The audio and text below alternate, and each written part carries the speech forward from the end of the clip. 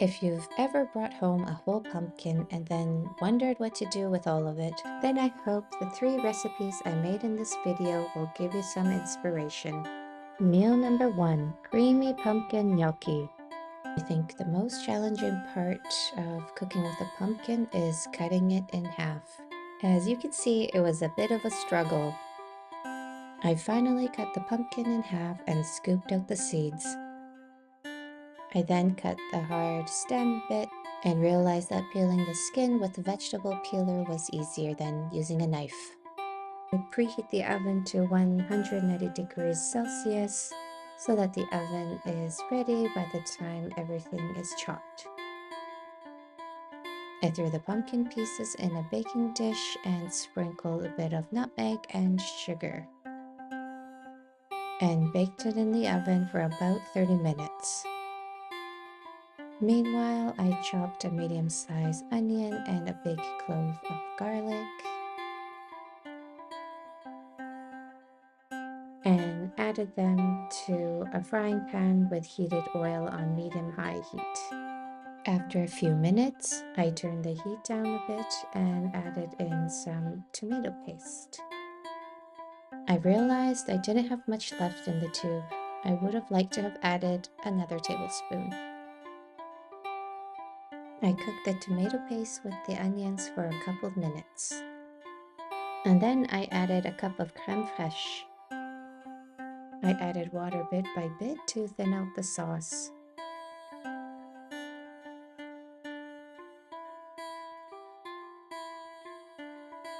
I also added a little bit of stock powder and gave it a stir. I let it simmer for about 10 minutes and added a bit more water. At this point, the pumpkins were soft and I added them to the sauce. After doing a taste test, I added a little bit more sugar. In a separate pan, I fried up some pre-made gnocchi and mixed them in together with the sauce. I grated some Parmesan cheese on top and it was super tasty. Meal number 2, pumpkin chicken soup. I started off by chopping 2 medium-sized onions and some garlic and 2 stalks of celery.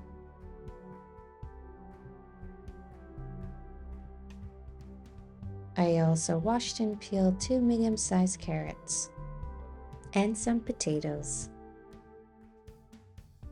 I put everything to the side. In a small pan, I started to boil 2 chicken breasts. I scooped out the seeds from the other half of the pumpkin, but I'm only using a quarter. I peeled and cut the pumpkin into bite-sized pieces. When the chicken came to a boil, I covered it with the lid and cooked on low for about 20 minutes. I added some oil in a heated pot and cooked the onions, garlic, celery, and the carrots. I seasoned the soup with a little bit of salt. I wanted to keep the soup mild and gentle, so I didn't add any spices. After a few minutes, I then added the pumpkin. I continued to cook the vegetables for a couple more minutes before adding in a little bit of soup stock. Then I added the potatoes and enough water to cover everything. I gave the soup a stir and let it come to a boil. Once the soup came to a boil, I let it simmer on low heat with the lid on.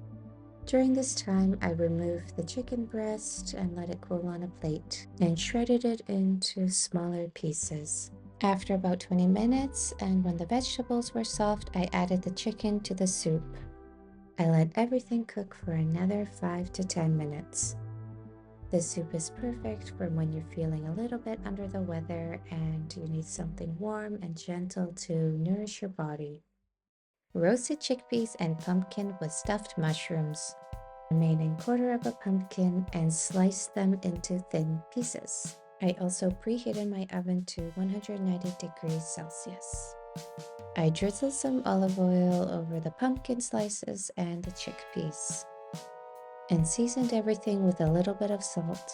I rearranged everything so that the pumpkin slices were on one side and then the chickpeas on the other. To make the stuffed mushrooms, I finely chopped a handful of parsley, grated 2 cloves of garlic. There's no need to peel the garlic before grating because it slips right off. I added 200 grams of feta cheese in the bowl and mixed everything together. I filled the tops of the mushroom with the feta mixture. I removed the stems in advance and used it to cook an omelette.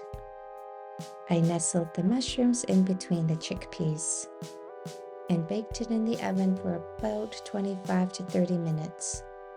I decided to make tahini sauce on the side. I added some water to the tahini and mixed until it was a smooth consistency. I also sweetened it with a little bit of maple syrup and a pinch of salt to taste. After about 25 minutes, I took the pan out of the oven. I pierced the pumpkins to make sure they were thoroughly cooked.